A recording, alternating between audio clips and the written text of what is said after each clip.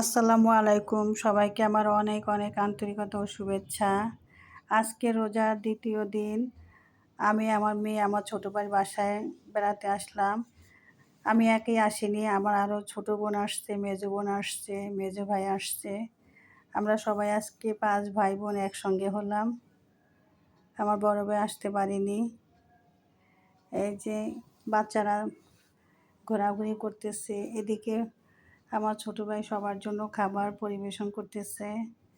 ও আজকে রান্না করেছে, ওরা হাঁস, মুরগি, গরু 3টাই আছে, সাথে আরও অনেক কিছু আছে। আবার রান্না করছে বাসমতি চাল। আমরা বললাম যে পোলাও খাবো না, তাই ও বাসমতি চালের ভাত রান্না করেছে। রান্নাগুলো অনেকটা আমার ছোটো ভাই করেছে। ও হাঁস রান্না করছে, তারপরে গরুর মাংস নিজে রান্না করছে, আর মুরগির রোস্টটা করেছে ওর শাশুড়ি আর বউ। আমার ভাইদের অনেক গুণ, ওরা রান্নাবাড়া করতে পারে।